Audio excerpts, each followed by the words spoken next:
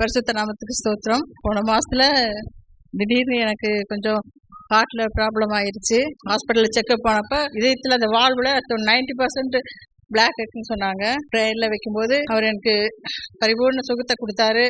அதற்கான ஹாஸ்பிட்டலில் போய் செலவு பண்ணுறதுக்கு தேவையான எல்லா பண தேவைகளையும் சந்தித்தார். எல்லா பலவீனத்தையும் மாற்றி இப்பொழுது சுகத்தோடு நான் இருக்கிறேன். கர்த்தருடைய பரிசுத்த நாமத்துக்கு ஸ்தோத்திரம். எனது மகள் திருமணமாகி 5 வருடம் ஆகிறது.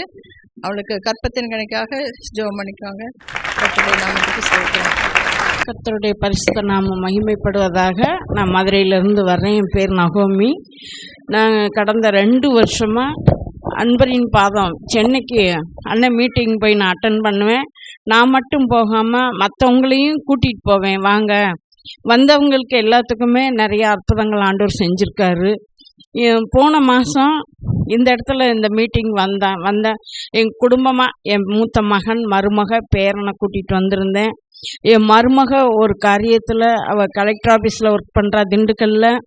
ஒருத்தவங்களுக்காக ஒரு ஃபைனான்ஸ் கம்பெனியில் ஜாமீன் கையெழுத்து போட்டதுனால அவங்க கட்டாததுனால இவன் மேலே கேஸ் போட்டு இவளை கொண்டு வந்து இங்கே கோயம்புத்தூர் ஜெயிலில் வச்சுருந்தாங்க. 2 மாதம் என் மருமக ஜெயிலில் இருந்தா. நான் பல முறை கண்ணீர் வடித்து நான் ஜெபம் பண்ணிக்கிட்டே இருந்தேன். ஆண்டவர் கிருபையால் அவளுக்கு பெயில் கிடச்சி வெளியில் வந்துட்டா. ஆனாலும் இன்னும் வேலைக்கு ஜாயின் பண்ணலை. இங்கே அந்த வேலைக்கு அவள் போகாத நிமித்தம் 2 மாதம் அவள் இங்கே ஜெயிலில் இருந்தனால அந்த வீட்டுக்கு வாடகை கொடுக்க முடியல. திண்டுக்கல்ல ஹவுஸ் ஓனர் பூட்டு போட்டு பூட்டிட்டு போயிட்டாங்க. அவங்க வீட்டுக்கும் போக முடியாத சூழ்நிலையில் மதுரையில் எங்கள் வீட்டில் இருந்தாங்க. 22 நாள் அங்கே இருந்தாங்க. அந்த சமயம் இங்கே மீட்டிங்க்கு நான் கூட்டிகிட்டு வந்திருந்தேன். ஆண்டவர் நிச்சயமாக உனக்கு அற்புதம் செய்வார், நீ வா அப்படின்னு சொல்லி கூட்டிகிட்டு வந்தேன். மீட்டிங் கலந்துட்டு போனாங்க. போன 2 நாளில் ஒருத்தவங்ககிட்ட கடனாக தான் 20,000 பணம் நான் தான் வாங்கி கொடுத்தேன். அவங்க போய் அந்த வீட்டுக்கு வாடகையை கொடுத்துட்டு அந்த வீட்டில் இருக்காங்க. என்ன அவளுக்கு அந்த வேலைக்கு அவள் ஜாயின் பண்ணணும்னு சொல்லிட்டு நான் ஒவ்வொரு நாளும் அண்ணனோட மங்கள வார்த்தை கேட்பேன். அவளும் கேட்பா விசுவாசத்தோட. நாங்கள் ஜெபம் பண்ணிக்கிட்டே இருக்கோம். நேற்று வரைக்கும் எனக்கு பலவீனம் ஆயிடுச்சு. திடீர்னு இந்த கால் ரொம்ப வீங்கி நடக்க முடியாமல் நோண்டி நடந்துட்டு இருந்தேன். ஆனாலும் இன்னைக்கு மீட்டிங் வரணும்னு சொல்லிட்டு அங்கே வாங்கிட்டு போன அந்த ப்ரேயர் ஆயிலை நைட்டு நான் காலில் போட்டுட்டு, ஆண்டவரே நான் எப்படியாவது நாளைக்கு நான் மீட்டிங் போயிட்டு வரணும் ஆண்டவரே அப்படின்னு சொல்லிட்டு நான் ஜெபம் பண்ணிட்டு வந்தேன். எனக்கு அந்த காலையில் பார்க்கும்போது அந்த வீக்கமெல்லாம் இல்லை, வீக்கமெல்லாம் குறைஞ்சிருச்சு. ரொம்ப கஷ்டத்தின் மத்தியிலும் ஆண்டவர் எனக்கு இங்கே வர்றதுக்கு இன்னைக்கு கிருபை செஞ்சார். எவ்வளோ கஷ்டத்தில் தான் நான் இருக்கேன். எங்கள் வீட்டில் அவருக்கு காது கேட்காது, அவர் வேலைக்கு போக முடியாது. நான் மட்டும்தான். அதுவும் அந்த கேட்ரிங் போன மாதம் நான் சாட்சி சொன்னேன். அங்கே அவங்க ஆர்டர் வந்தால் என்னை கூப்பிடுவாங்க. அந்த சமயம் மட்டும் நான் போய் வேலை செஞ்சுட்டு வர முடியும். நேற்றுக்கு போய் அங்கே வேலை செஞ்சுட்டு 8 மணிக்கு வீட்டுக்கு அதுக்கப்புறம் இன்னைக்கு காலையில் 4 மணிக்கு மதுரையிலேருந்து கிளம்பி பிரயாணம் பண்ணி இங்கே மீட்டிங் வந்துட்டேன். ஆண்டவர் செய்த அற்புதங்களுக்காக என் மகன் குடும்பத்துக்கு ஆண்டவர் அற்புதம் செஞ்சதுக்காக இன்னும் நிறைய பேருக்கு நான் ப்ரேயர் ரிக்வெஸ்ட் எழுதி போட்டு போனேன். அவங்க எல்லாத்துக்குமே ஆண்டவர் நிறைய அற்புதம் செஞ்சார். ஆண்டவர் செய்த நன்மை கொடான கொடினார்.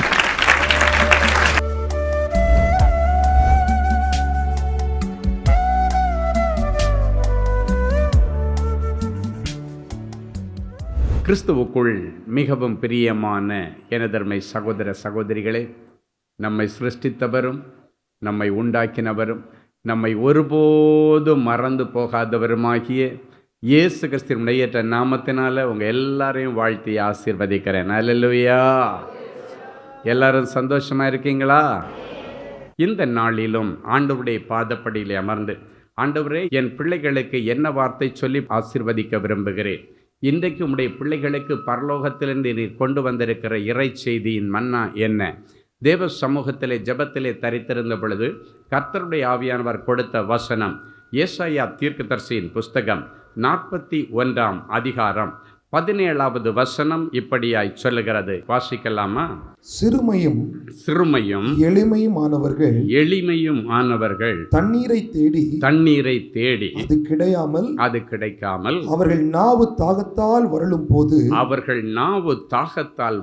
போது கர்த்தராகிய நான் அவர்களுக்கு செவி கொடுத்து இஸ்ரவேலின் தேவனாகிய நான் அவர்களை கைவிடாதிருப்பேன். இந்த நாள் செய்தியின் தலைப்பு கைவிடாத நேச கரம். இந்த வசனம் சொல்லுகிறது, சிறுமையும் எளிமையும் ஆனவர்கள் தண்ணீரை தேடி அது கிடைக்காத பட்சத்திலே நாவு தாகத்தால் வரலும் போது கர்த்தராகிய நான் அவர்கள் கண்ணீருக்கு செவி கொடுத்து, ஜெபத்திற்கு செவி கொடுத்து, இஸ்ரவேலின் தேவனாகிய நான் அவர்களை கைவிடாது இருப்பேன் என்று சொல்லுகிறார்.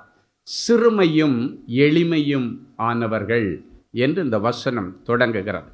இன்றைக்கு அநேகருக்கு முன்பாக நீங்கள் சிறுமைப்படுத்தப்பட்டிருக்கலாம், அற்பமாய் எண்ணப்பட்டிருக்கலாம், உங்களை ஒரு பொருட்டாக மனுஷர்கள் மதிக்காத சூழ்நிலை இருக்கலாம், உங்களை ஒரு மனுஷனாக கூட அவங்க நடத்தாத எடுத்துக்கொள்ளாத ஒரு சூழ்நிலையில் உங்களை ஒரு மிருகத்தை போல அடிமைத்தனமாக நடத்தி கொண்டிருக்கிற நாட்கள் இன்றைக்கு வரைக்கும் இருக்கலாம்.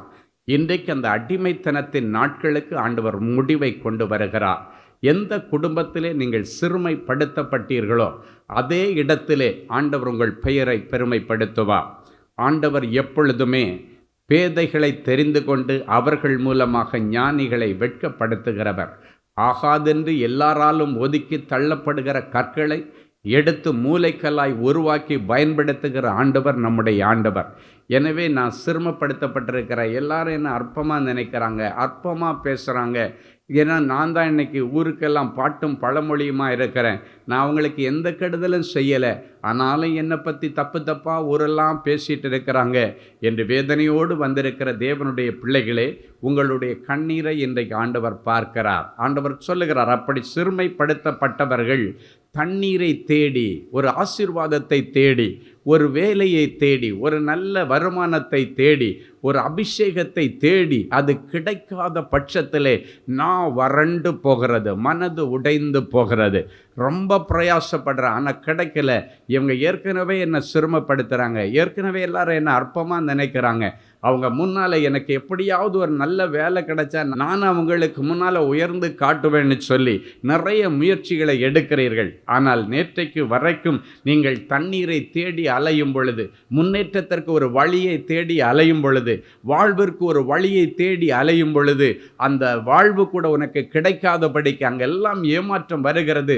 தண்ணீர் கிடைக்கல, வேலை கிடைக்கல, ஒரு நல்ல வருமானத்திற்கு வழி கிடைக்கல, வாழ்வு கிடைக்கல என்கிற நேரத்தில் உங்களுடைய நாவு தாகத்தால் வறண்டு போயிருக்கிறது, உங்களுடைய இருதயம் வறண்டு போகிறது, நொந்து போகிறது, இருதயத்திலே சோர்வு வந்து விடுகிறது. அப்படிப்பட்ட சூழ்நிலையிலே நான் அவர்களுக்கு செவி கொடுத்து இஸ்ரவேலின் தேவனாகிய நான் அவர்களை கைவிடாதிருப்பேன் என்று ஆண்டவர் சொல்லுகிறார். என் அன்பு தேவனுடைய பிள்ளைகளே, இன்றைக்கு ஒருவேளை நீங்கள் மருத்துவர்களால் கைவிடப்பட்ட நிலைமையில் இதுக்கு மேலே உங்களுக்கு இந்த வியாதிக்கு மருத்துவம் கிடையாது, மருந்தும் கிடையாதுமா, இருக்கிறது வரைக்கும் நீங்கள் அப்படியே இருந்துட்டு நல்லா சாப்பிடுங்க, இருக்கிறது வரைக்கும் சந்தோஷமாக இருந்துட்டு அதுக்கப்புறம் ஆண்டவர் அழைக்கும் போது போயிருங்கன்னு சொல்லி இருக்கலாம். இல்லாவிட்டால் உங்கள் பிள்ளைகளை பார்த்து, அப்பா இருக்கிறது வரைக்கும் நல்லா பார்த்துக்கப்பா, இன்னும் எவ்வளவு நாள் இருப்பாருன்னு சொல்ல முடியாது, அம்மாவுக்கு இன்னும் எவ்வளவு நாள் இருக்குதுன்னு சொல்ல முடியாது, இருக்கிறது வரைக்கும் அவர் ஆசைப்படுறதை எல்லாம் கொடுத்து அவரை நல்லா வச்சுக்குங்க என்று சொல்லி ஒருவேளை மருத்துவர்கள் அவர்கள் படித்த படிப்பின் நிமித்தம், அவர்கள் கற்றுக்கொண்ட அவருடைய அனுபவங்களின் நிமித்தம் ஒருவேளை உங்களுடைய வியாதியை குணமாக்க முடியாமல் இருக்கலாம். ஆனால் இன்றைக்கு பரம வைத்தியர் ஒருவர் இருக்கிறார், அவரை தேடி வந்திருக்கிறீர்கள். அவர் வார்த்தையை அனுப்பி குணமாக்குகிறவர், தன்னுடைய தழும்புள்ள கரத்தை வைத்து உன்னை குணமாக்குகிறவர். கட்டாயம் இன்றைக்கு உன்னுடைய வியாதிகளுக்கெல்லாம் ஒரு முடிவு வரும், உன்னுடைய எல்லா நெருக்கடிகளுக்கு ஒரு முடிவு வரும். எல்லாரும் உன்னை அற்பமாக நினைச்சதுக்கு காரணம் ஒருவேளை அவங்க எதிர்பார்க்கிற ஒரு அந்தஸ்து உன்னிடத்தில் இல்லாமல் இருக்கலாம், அவர்கள் எதிர்பார்க்கிற ஒரு பெரிய வருமானமோ இல்லைன்னா செல்வங்கள் உன்னிடத்தில் இல்லாமல் இருக்கலாம். ஆனால் என் ஆண்டவர் உன் செல்வத்தை பார்த்து உன்னை நேசிக்கிறவர் அல்ல, உன் வருமானத்தையும் உன் அந்தஸ்தையும் வைத்து உன்னை அழைத்து அரவணைக்கிறவர் அல்ல. நீ எப்பேற்பட்ட சூழ்நிலையில் இருந்தாலும் உன்னை தேடி வந்து அவர் ஆசீர்வதிக்கிற தேவன். உனக்காகத்தான் அவன் பரலோக மேன்மையை விட்டு துறந்து இந்த பூமியிலே வந்து உனக்காக தன் ஜீவனை கொடுத்த ஆண்டவர் உன்னுடைய வியாதியிலிருந்து உனக்கு ஒரு விடுதலையை கொடுக்க மாட்டாரா? உனக்காக ஜீவனை கொடுத்த ஆண்டவர் உன்னுடைய தரித்திரத்திலிருந்து உன்னை விடுதலையாக்க மாட்டாரா? கட்டாயம் ஆண்டவர் ஒரு அற்புதம் செய்வார். இன்னைக்கு ஆண்டவர் உங்களை பார்த்து சொல்றாரு, உங்களுடைய வாழ்க்கையிலும் ஒரு பொற்காலம் ஆரம்பித்து விட்டது. நீங்களும் சந்தோஷமாக ஆண்டவருக்கு முன்னால, இப்ப எனக்கு வியாபாரம் நல்லா இருக்குது, இப்ப எனக்கு நல்ல சம்பளம் கிடைச்சதுயா, நல்லா இருக்கிறேன், குடும்பத்தில் உள்ள நெருக்கடி எல்லாம் மாறிடுச்சு, கஷ்டம் எல்லாம் மாறிடுச்சு, என் பிள்ளைங்க வழி புரண்டு போனாங்க, ஆண்டவர் வழிக்கு நேரடியாய் கொண்டு வந்தார் என்றெல்லாம் சொல்லி நீங்கள் சந்தோஷப்படுகிற நாட்கள் வந்து விட்டது. இந்த நல்ல கர்த்தரை தெய்வமாய் கொண்டிருக்கிற நீங்களும் நானும் பாக்கியவான்கள். அவர் நல்லவராய் இருக்கிறபடியினாலே தான் இன்றைக்கு நீங்களும் நானும் உயிரோடு இருக்கிறோம். கடந்த 3 கொரோனா காலங்கள் நம்ம சுற்றி எத்தனையோ பேரை கண்ணு முன்னால் காப்பாற்ற முடியாமல் தூக்கிட்டு போயிடுச்சு மரணம். அவர்களை காட்டிலும் நீங்களும் நானும் பரிசுத்தமானவர்கள் கிடையாது. ஆண்டவருடைய சுத்த கிருபையிலே நாம் வாழ்ந்து கொண்டிருக்கிறோம். ஆண்டவர் கொடுத்த வாய்ப்பிலே நாம் வாழ்ந்து கொண்டிருக்கிறோம்.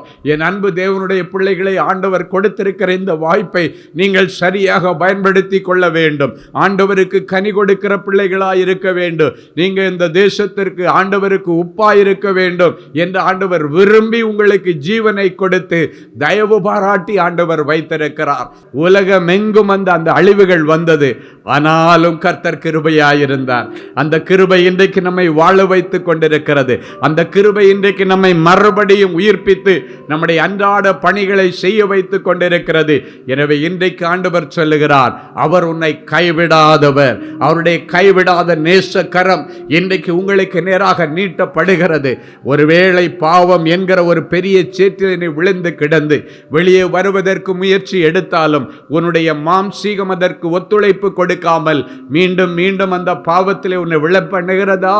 என் ஆண்டவருடைய அழகான கரம், உன்னை நேசிக்கிற கரம், உன்னை கைவிடாத கரம். நீ அந்த பாவத்திலே விழுந்து மடிந்து அழிந்து போய் நீ நரகத்திற்கு போவது என் ஆண்டவருக்கு விருப்பமில்லை. நீ இருக்கிற இடத்திலே ஆண்டவர் தன்னுடைய கரத்தை நீட்டுகிறார். நீ எழும்பி வா மகளே என்று சொல்லுகிறார். அந்த குறிப்பிட்ட பாவத்தை விட்டு வெளியே வா மகனே, தேவையில்லாத அந்த தொடர்பை விட்டு வெளியே வா மகளே.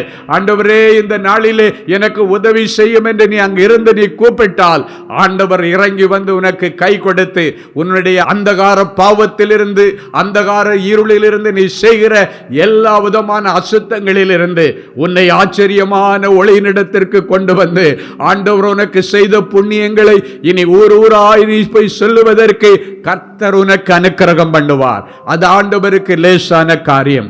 இன்றைக்கு நீங்கள் செய்ய வேண்டியது ஒன்றே ஒன்று. ஆண்டவரே, நான் பாவம் செய்தேன், உம்மை மறுதலித்தேன், உம்மை விட்டு தூரமாய் போனேன், ஆனாலும் என்னை வாழ வைத்துக் கொண்டிருக்கிறீர். எனக்கு இன்னொரு வாய்ப்பு தாரும், நான் இன்னும் வாழ வேண்டும். ஆண்டவரே, என்னுடைய இந்த பாவ பழக்கத்திலிருந்து எனக்கு ஒரு விடுதலையை தாரும் என்று சொல்லி நீங்கள் உங்களுடைய இருதயத்திலிருந்து ஆண்டவரை நோக்கி கூப்பிட்டால் கட்டாயம் ஆண்டவர் உங்களுக்கு ஒரு அற்புதம் செய்வார். ஒரு ஐஸ்வர்யவானும் ஒரு சாதாரண மனுஷனும் தேவாலயத்திலே ஜெபிக்க போனார்கள். அந்த ஐஸ்வர்யவான் ஆல்டருக்கு முன்னால போய் நின்று தன்னுடைய பெருமைகளை பேசி கொண்டிருந்தான். ஆண்டவர் அவனை சட்டைய பண்ணல. ஆனா பின்னால ஒரு ஏழைக்காரன் அவன் தன்னுடைய மார்பிலை அடித்து கொண்டு, ஆண்டவரே, உம்முடைய அண்டையிலே வருவதற்கு எனக்கு எந்த தகுதியும் இல்லை, ஆனாலும் வந்திருக்கிறேன், ஆண்டவரே என்னை ரட்சியும், என் பாவங்களை மன்னியும் என்று தன்னுடைய மார்பிலை அடித்து கொண்டு பாவ மன்னிப்பிற்காக ஆண்டவரிடத்திலே கதறினான். முன்னால நின்று நான் உங்களுக்கு அதை கொடுத்த இதை கொடுத்தவன்னு சொன்னவன் திரும்பி போகும்போது ஆண்டவருடைய ஆசீர்வாதத்தோடு போகவில்லை. பின்னால ஒருவன் மார்பிலை அடித்து கொண்டு, ஆண்டவரே என்னை மன்னியும் மன்னியும் என்று சொன்னானே, அவனைத்தான் நான் ஆசீர்வதித்து அனுப்பினேன் என்று ஆண்டவர் சொன்னார். என் அன்பு தேவனுடைய பிள்ளைகளே, இன்னும் நீங்கள் பாவத்திற்கு நேராக உங்களுடைய மனம் போன போக்கிலே நீங்கள் ஒருவேளை நடப்பீர்களே, ஆனால் உங்களை விட பரிதபிக்கப்படக்கூடிய சூழ்நிலையில் இருக்கிறவர்கள் ஒருவரும் இருக்க முடியாது. இன்றைக்கு உங்களுடைய அற்புதத்திற்கு பின்னணியில் இருக்கிறது ஒரே ஒரு காரியம், பரிசுத்தம். அந்த பரிசுத்தத்தை இன்றைக்கு நீங்கள் தக்க வைத்துக் கொள்ளுங்கள். அந்த பரிசுத்த தேவன் உங்கள் ஒவ்வொருவரிடத்திலிருந்து இன்றைக்கு ஒரு புதிய வாழ்வை எதிர்பார்க்கிறார். இந்த நாளிலே மகளே உன்னுடைய இருதயத்தை எனக்கு தா, மகனே உன்னுடைய இருதயத்தை எனக்கு தா என்று கேட்கிறார். அசுத்தமும் திருக்கும் கேடும் கல்லாதன்மாய் இருந்த அந்த இருதயத்தை நவமான புதிய இருதயமாய் மாற்றி ஆண்டவர் உனக்குள் இருந்து உன்னை அரசாட்சி செய்யும்படி, ஆண்டவரே என்னை மன்னியும், என் இருதயமாகிய சிங்காசனத்திலே நீர் எழுந்தருளி வாரும். நான் விரும்பினதல்ல, பிசாசானவன் இருதயத்திலே இருந்து கொண்டு அவன் விரும்புகிறதை எல்லாம் செய்து கொண்டிருக்கிறான். ஆண்டவரே அந்த நாட்களுக்கு முடிவு வரட்டும். நான் வேண்டாம் என்று நினைக்கிறதை கூட என்னையும் தாண்டி அவன் செய்து என்னுடைய இருதயத்தை துக்கப்படுத்த, என் சரீரத்தை பாவத்திற்கு இழுக்கிறான். அந்த நிலைமை போதும் ஆண்டவரே, என்னை ஒப்பு கொடுக்கிறேன் என்று சொல்லுங்கள். உங்கள் வாழ்க்கையில நீங்கள் எதிர்பார்த்து வந்திருக்கிற காரியங்களிலே ஒரு அற்புதம் நடக்கும். கைவிடாத நேசர், நீ கைவிடாதபடிக்கு எந்த விதமான மருத்துவர்கள் கைவிட்ட வியாதியாயிருந்தாலும் சரி, இல்லாவிட்டால் சொந்த பந்தங்களே உங்களை கைவிட்டிருந்தாலும், கைவிடாத நேசக்கரம் உங்களுக்கு நேராக வந்து உங்களை தூக்கி விடும் என்று ஆண்டவர் சொல்லுகிறார். யாராவது என்ன தூக்கி விட மாட்டாங்களான்னு சொல்லி ரொம்ப நாளா நீங்க ஏங்கிக் கொண்டிருக்கிறீர்கள். யாரும் தூக்கி விட வேண்டிய அவசியம் இல்லை. உனக்காக துளைக்கப்பட்ட கரம் இன்றைக்கு முன்ன தூக்கி விடுகிறதற்கு ஆயத்தமாயிருக்கிறது. அந்த கரத்திற்குள்ளே நீங்கள் வாருங்கள் என்று ஆண்டவர் சொல்லுகிறார். கைவிடாத நேசருடைய கரம். ஒருவேளை உன்னுடைய வாழ்க்கை துணைவராக ஆண்டவர் கொடுத்த உன்னுடைய புருஷன் சுகத்திலும் சுகவீனத்திலும், கஷ்டத்திலும் நஷ்டத்திலும், இன்பத்திலும் துன்பத்திலும், மரணம் நம்மை பிரிக்கும் வரைக்கும் நான் உனக்கு உறுதுணையாக இருப்பேன் என்று வாக்கு கொடுத்த புருஷனே உன்னை கைவிட்டு விட்டு போயிருக்கலாம். கூடவே இருப்பேன் சொன்ன மனைவி உன்னை கைவிட்டு விட்டு போயிருக்கலாம். ஆனால் ஆண்டவர் ஒரு நாளும் உன்னை கைவிட மாட்டார். அவர் கைவிடுவதற்கு அவர் மனிதன் அல்ல. நீ சில நேரங்களில் ஆண்டவருக்கு விரோதமாக பாவம் செய்தாலும் நீ அழிகிறது ஆண்டவருக்கு விருப்பம் அல்ல. தொடர்ந்து பின்னால் துரத்திட்டே வந்து உன்னை கண்டுபிடிச்சி நீ எந்த புதரில் கிடந்தாலும் உன்னை தூக்கி தோளில் வச்சு கொண்டாடுகிறவர் நம்முடைய ஆண்டவர். நடத்தி கூட கூட்டு வர மாட்டார். 100 ஆடுகள் 99 ஆடுகள் தன் வசம் இருக்கிற ஒரே ஒரு ஆடு வழி தப்பி போனாலும் அந்த ஒரு ஆட்டுக்காக தேடி வந்து உன்னை கண்டுபிடிச்சி நீ இருக்கிற அந்த அசுத்தத்திலிருந்து அப்படியே தோள் மேலே தூக்கி கொண்டாடிட்டு வருகிற ஆண்டவர் நம்முடைய ஆண்டவர். இன்னைக்கு உங்களுடைய குடும்பத்தை விட்டு இல்லைன்னாச்சுன்னா தொழுவத்தை விட்டு சண்டை போட்டுட்டு போன பிள்ளையா இருக்கலாம், சண்டை போட்டுட்டு இருக்கிற புருஷனா இருக்கலாம், சண்டை போட்டுட்டு போன மனைவியா இருக்கலாம். யாராயிருந்தாலும் இன்றைக்கு நீங்கள் ஆண்டவரிடத்தில், ஆண்டவரே எனக்குன்னு கொடுத்த மனைவி எனக்கு வேண்டும் ஆண்டவரேன்னு கேளுங்க. ஆண்டவரே என் மனைவியை தானே நான் கேட்குறேன், எனக்கு தாரும் என்று கேளுங்க. ஆண்டவர் கொண்டு வருவார். ஒரு முறை ஒரு வாலிப தம்பி அழுது கொண்டு என்னை பார்க்க வந்திருந்தான். அந்த தம்பி சொன்ன காரியம், ஐயா டெலிவரிக்கு என் மனைவி போகிறது வரைக்கும் சந்தோஷமாக போனேன். சந்தோஷமாக நாங்கள் ஸ்தோத்திர கூட்டம் வச்சு அவளை நல்லபடியாக 7வது மாதமே வீட்டுக்கு போனேன். எங்கள் அம்மா வீட்டுக்கு போய் அங்கே இருந்து நான் நல்லா சாப்பிட்டு கொழுத்து போய் பிள்ளையை நல்லா பெற்றுக்கொள்ள வேண்டும், நான் செழுமையும் கொழுமையுமாக இருக்கணும்னு சொல்லி போனான். சந்தோஷமாக அனுப்பினேன். இது வரைக்கும் நல்லா இருந்தா. அங்கே போனதுக்கப்புறம் என்ன நடந்துச்சுன்னு எனக்கே தெரியலை. என்ன பேசுனாங்க, யார் பேசுனாங்க, என் பேரில் ஏதாவது தப்பு இருந்தால் கூட சொல்லலாம், ஒன்றுமே சொல்ல மாட்டேன்றாங்க. கடைசியாக என்ன லெவலில் போயிடுச்சுன்னா, வீட்டுக்கு போனால் வீட்டில் புருஷனை சேர்க்கறதில்ல. மாமியார் வீட்டுக்கு போயாச்சுன்னா இல்லை எங்கள் வீட்டுக்கெல்லாம் வராத, நாங்கள் பெரியவங்களை வச்சு பேசினதுக்கப்புறம் நான் என்னம்மா பண்ணினேன். அவர் சொன்னதில் ஒரு பயங்கரமான காரியம் என்னென்னா, ஒரு முறை அவருடைய மைத்தினர் அதையும் தாண்டி என்னுடைய மனைவியை நான் பார்க்க போகிறேன்னு வீட்டுக்குள்ளால் நுழையும் பொழுது கழுத்தை பிடிச்சி வெளியே தள்ளி வெளியே வந்து விழுந்து தலை கேட்டில் அடித்து என் மண்டெல்லாம் பிளந்துருச்சு. நான் என்ன தப்பு பண்ணிட்டேன்னு எனக்கு தெரியலையா, ஏன் இதெல்லாம் நடக்குது எனக்கு தெரியவில்லை என்று சொல்லி அழுது கொண்டிருந்தான். அது மட்டும் இல்லை, அவர் சொன்ன காரியம், குழந்தை பிறந்ததுக்கு பிறகு ஆஸ்பத்திரியில் கூட என் முகத்தில் அந்த பிள்ளையை காட்டலை. ஆஸ்பத்திரிக்கு போனேன், அங்கே கூட எனக்கு காட்ட மாட்டேன்ட்டாங்க. குழந்தைக்கு 1 வயசு கொண்டாடியாச்சு, பிள்ளைக்கு ஞானஸ்தானம் கொடுத்தாச்சு, எல்லாம் முடிஞ்சிச்சு, அப்பாவை சேர்க்கவே இல்லை, என்ன நடக்கிறது என்று எனக்கு தெரியவில்லை என்று அழுது கொண்டிருந்தார். அப்பொழுதுதான் அந்த தம்பிக்காக நான் ஆண்டவரிடத்தில் ஒரே ஒரு விண்ணப்பம் தான் வச்சேன். ஆண்டவரே, சொந்தக்காரங்களை எல்லாம் போய் பேசிட்டு வாங்கன்னு அனுப்புனாங்க. பிரச்சனை இன்னும் பெருசாயிடுச்சு, இன்னும் கொளுத்தி விட்டது மாதிரி ஆயிடுச்சு. அதனால இதுக்கு மேல சொந்த பாரங்களையோ நண்பர்களையோ நாங்க அனுப்புறதா இல்லை. என் பிள்ளைக்காக நீர் போய் பேசும் ஆண்டவரே. என்ன நடந்துச்சுன்னு அவனுக்கே தெரியல. என்ன கேட்டாலும் 1008 குறை சொல்றாங்களே தவிர உட்கார்ந்து பேச யாரும் தயாரா இல்லை. சொல்லிட்டு எப்பவுமே வசனத்தில் இருந்து தான் அற்புதம் ஆரம்பிக்கும், பைபிள்ல இருந்து தான் அற்புதங்கள் ஆரம்பிக்கும். நான் ஆண்டவரிடத்தில் சொன்னேன், ரகசியமாக மரியாளை விலக்கி விடுவதற்காக யோசேப்பு தீர்மானித்த போது சம்பந்தப்பட்ட யோசேப்பிடத்தில் நீர் நேரடியாய் பேசினேன், வேற யாரிடத்திலையும் பேசல. உன்னுடைய மனைவி ஆகிய மரியாளை சேர்த்து கொள்ள ஐயப்படாது என்று சொன்னீங்களே, அந்த வசனத்தை ஒரு பிரசங்கிக்கிற பிரசங்கியார் நான். அந்த வார்த்தை நேற்றும் இன்றும் என்று மாறாதது என்பதை உலக ஜனங்கள் அறிந்து கொள்ள வேண்டும். இந்த தம்பியுடைய குடும்பம் அறிந்து கொள்ள வேண்டும். ஆண்டவருடைய வார்த்தையில இன்றைக்கும் ஜீவன் இருக்கிறது, வருஷங்கள் கடந்து ஜீவன் இருக்கிறது என்பதை அறிந்து கொள்ளும்படி இந்த வசனத்தை என் பிள்ளைக்காக நான் அனுப்புகிறேன். அவருடைய மனைவியிடத்தில் நீர் நேரடியாய் பேசும். உன் புருஷனோடு வாழ நீ ஐயப்படாதே, அந்த ஒரே வார்த்தையை இன்றைக்கு நீர் பேசும். இதுக்கு மேல நிபந்தனையற்ற விதத்தில் அவளே இந்த வீட்டுக்குள்ள பிள்ளையை தூக்கிட்டு வரணும். இது செய்வது உமக்கு லேசான காரியம். இன்றைக்கு மனைவி கைவிட்டு போனதுனால இவன் இயல்பு நிலை பாதிக்கப்பட்டு டிப்ரெஷன் டேப்லெட் எடுக்கக்கூடிய நிலைமையில இருக்கிறான். இந்த டிப்ரெஷன் டேப்லெட்டுக்கெல்லாம் முடிவு கட்ட வேண்டும். இந்த வசனத்தை அனுப்பி ஜெபம் பண்ணிட்டு சொன்னேன், தம்பி இதுக்கு மேலே நீ போக வேண்டியதில்லை, அவளா வீட்டுக்கு பிள்ளையை கூட்டுட்டு வருவா, எந்த கண்டிஷனும் போடாமல் வருவா. அவள் வந்த உடனே அவளை கூட நீ சேர்ந்து கொள். அவளுக்குள் இருக்கிற இருள் இன்றைக்கு விலகுகிறது. அந்த பிரிவினையின் ஆவியை அவளை விட்டு ஆண்டவர் இப்பொழுது வெளியேற்றுகிறார். ஐக்கியத்தின் ஆவியானவர் உங்களோடு கூட இருக்கிறார் சொல்லி கடைசியா ஜெபிக்கும் பொழுது சொன்னேன், நீ 2000 வருஷங்களுக்கு முன்பாக ஒரு ஜெபித்த ஜெபத்தை கடைசியாக சொல்லி என் பிள்ளையை ஆசீர்வதிக்கிறேன். பிதாவே, நாம் ஒன்றாயிருக்கிறது போல இவர்களும் நம்மில் ஒன்றாயிருக்கும்படி என்று ஜெபித்தீரே. அந்த ஜெபத்தின்படியாக இந்த குடும்பமும் கணவனும் மனைவியும் பிள்ளையும் உம்மில் ஒன்றாயிருக்கும்படி நீர் ஜெபித்த ஜெபத்தை என் பிள்ளைகளுக்காக நான் சொல்லுகிறேன். அற்புதம் செய்ததற்காய் ஸ்தோத்திரம் சொல்லி அனுப்பி வைத்து விட்டேன். அடுத்த நாள் சாயங்காலம், நிறைய நாளெல்லாம் இல்லை, சாயங்காலம் பல கூட என்னெல்லாமோ வாங்கி கொண்டு கணவனும் மனைவியும் பிள்ளையுமாக ஜெபகோபுரத்துக்கு வந்தார்கள். என்னாச்சுன்னு கேட்டால் அந்த மகள் சொல்லுகிறாள், குறிப்பிட்ட ஒரு நேரத்தை சொல்லி, அப்படின்னா அவன் இங்கே அடைக்கல பட்டணத்தில் வந்து அழுது அவனுக்காக ஜெபித்து கொண்டு இருக்கிற நேரம் அவன் கரெக்டாக சொல்ல. அது வரைக்கும் என்னுடைய புருஷன் மேலே எனக்கு ஒரு பெரிய வெறுப்பு. சிலர் அவரை குறித்து சில தகாத காரியங்களை சொன்னாங்க. அதனால் அவர் கூட வாழ்றதே நான் ஒரு அருவருப்பாக கருதினேன். அதனால தான் எந்த ஒரு காரியத்திற்கு நான் உடன்படவே இல்லை. ஆனால் இன்னைக்கு ஆண்டவர் எனக்கு கேரண்டி கொடுத்தார். நேற்றைக்கு என்ன கொடுத்தாருன்னா, உன்னுடைய புருஷனோடு வாழ நீ ஐயப்படாதேன்னு ஆண்டவர் அவரை குறித்து எனக்கு சாட்சி சொன்னார்.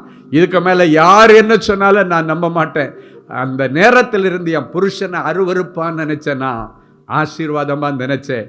எங்கள் வீட்டில் சொன்னாங்க, பேசி முடித்து கூட்டுட்டு போவோம், யாரும் பேச வேண்டாம், என் புருஷன் நானே பேசிக்கிறேன்னு சொல்லி நான் கிளம்பி வந்தேன் ஐயான்னு சொன்னாங்க. இந்த காரியத்தை எல்லாம் என் ஆண்டவர் ஒருவரால் தான் செய்ய முடியும். என் அன்பு தேவனுடைய பிள்ளைகளே, யார் உன்னை கைவிட்டாலும் கைவிடாத கரமும் கூட இருக்குமே. ஆனால் பிரிந்து போன உறவுகளை எல்லாம் ஆண்டவர் இன்றைக்கு கூட்டி சேர்ப்பார்.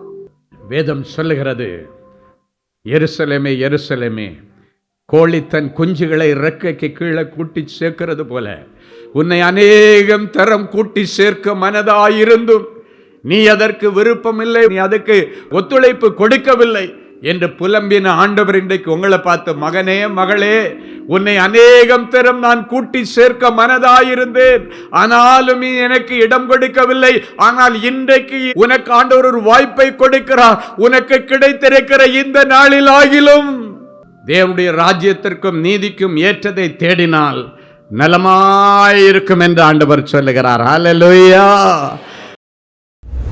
என் அன்பு தேவனுடைய பிள்ளைகளே, நல்ல தேவ செய்தியை கேட்டீர்கள், அருமையான சாட்சிகளையும் பார்த்தீர்கள். எல்லாருடைய இருதயத்தில் ஒரு கேள்வி, எனக்கு என்னைக்கு பிரதர் இப்படி ஒரு அற்புதம் நடக்கும்?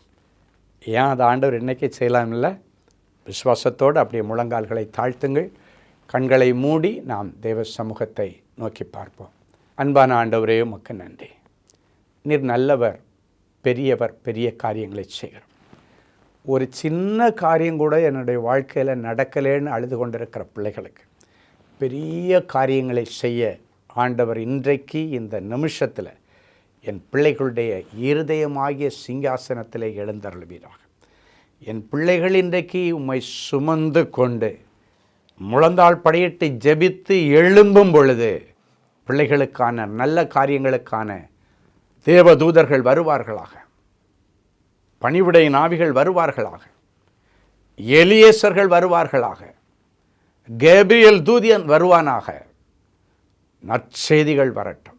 இன்றைக்கு இந்த ஜெபம் முடித்து அவர்கள் எழும்பி கண்களை ஏறெடுத்து பார்க்கும் பொழுது, அவங்க மெயிலை ஓப்பன் பண்ணி பார்க்கும் பொழுது, மொபைலை ஓப்பன் பண்ணி பார்க்கும் பொழுது, நீண்ட நாட்கள் இவர்கள் எதிர்பார்த்து கொண்டிருந்த நற்செய்திகளின் பிள்ளைகளுக்கு வரட்டும் சாமி.